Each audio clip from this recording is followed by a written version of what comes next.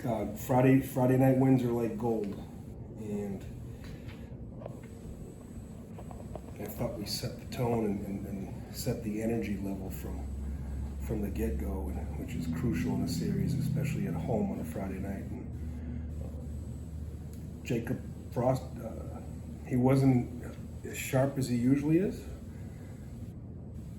but like veteran guys do, he made his adjustments and got settled in. Keegan O'Connor had a big night for us, and we needed that. And down at the bottom of the order, he was very productive, and 4 RBIs is that's what you want out of a veteran player. Hey, Coach. Yeah.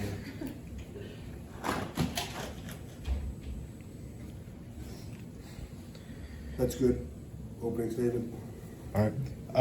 So let's talk about then the balk. I was in a good mood, Mitch. Well, I guess what was the argument that? Okay, so Jacob has done this before. Matter of fact, he's our best guy at doing this. When you're a left-handed pitcher, your back's turned to the runner at third. And if they don't like the matchup at home, then they're going to extend, and try to steal home. So if Jacob feels, and we feel like he's trying to steal home, we tell our pitchers to step off with their back foot, and once you're off the rubber, it's fair game. Right? It's you can throw the ball. It's not a ball strike. It's not a balk either. And he clearly stepped off the rubber with his back foot. Therefore, a balk was not in play. And Greg Harmon's he's a great umpire, and he's integrity, professionalism. Unfortunately, he missed the call, and because he has no ego, he went out and got help. But you just can't have 4 guys miss that when there's a run involved, and umpires' mistakes shouldn't cost runs. But it happened. I'm glad it didn't factor in the end result of this game. So Jacob a couple of weeks ago has a really rough outing where he only gets 1 out, but since then he's been getting through a lot of innings. Quality start tonight. Had a great start against KU.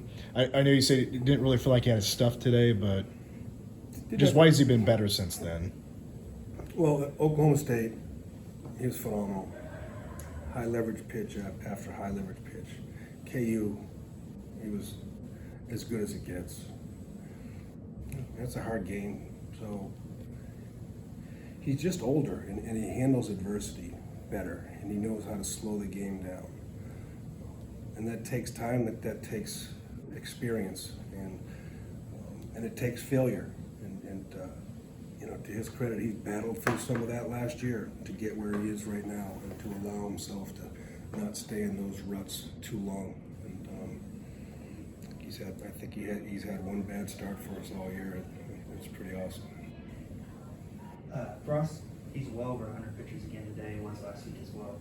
Is it his pitch mix, or what allows him to stay so effective late in games where he's still getting hitters out with ease? He's a bull physically. He doesn't tire, and that's what our strength coach AJ Kloss does. He prepares these guys our starters to go deep into games and still not lose their stuff. So he's in phenomenal shape. We train our relievers differently with short little bursts and sprints. That's what relievers do. Jacob needs to have some longevity and some stuff and some stamina.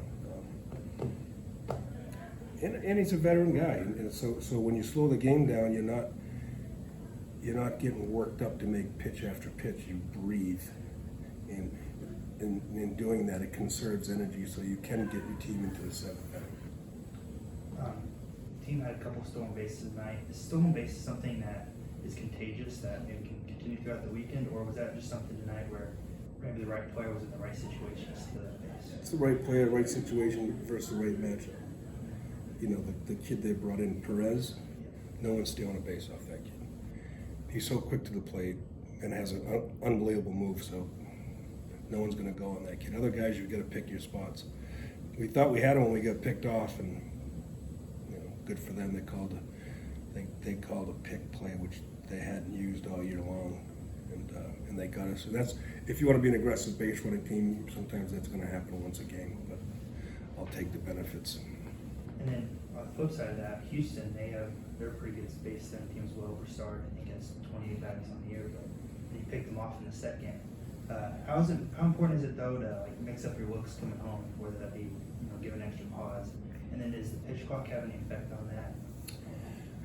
Pitch clock has not factored into us controlling the run game or people trying to exploit the run game. It's all about patterns and timing going to the plate.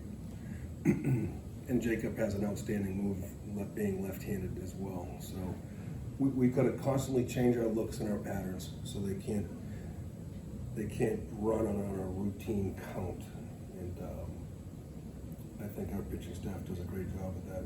But and Broussard, he's just the best way to stop him from stealing bases is not let him get to first. But he's a pretty talented kid when it comes to that. And it looked like Vasco was trying to make an effort to hit the ball maybe to left field tonight. It didn't result in any hit, but how dangerous of a hitter does it make him if he can use the entire field? Yeah, he can hit the ball out left field over to right. He's got big time pull side power. But I've also seen him hit the ball dead center over the batter's eye and hit the ball over our bullpen and left. So that makes him tough to pitch to. And it just doesn't keep him to one side of the field. So some days the winds are blowing out to left, he can still take advantage of that power-wise, at this place. But yeah, he's starting to figure it out, and he's hitting every kind of pitch. He hit a breaking ball out on Tuesday night, and yeah, he's starting to figure out how people are attacking him and making adjustments.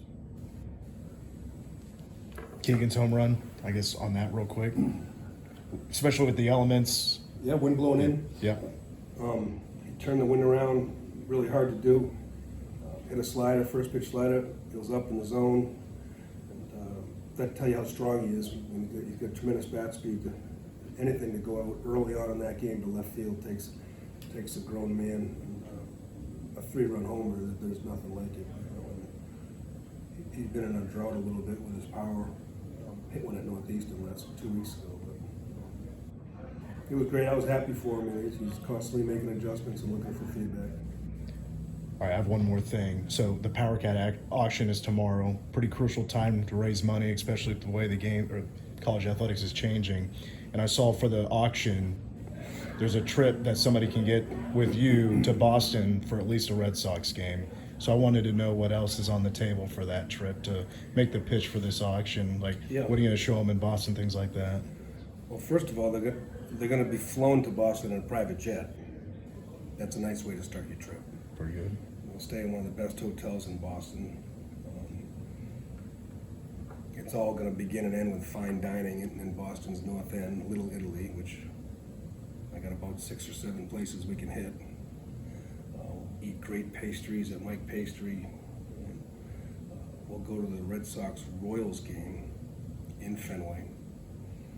And we will have on-the-field access for batting practice at Fenway. It just keeps getting better and better. And then we'll stay 48 hours. We'll see most of the city. We'll eat like kings, and we'll root on the Royals in Fenway Park.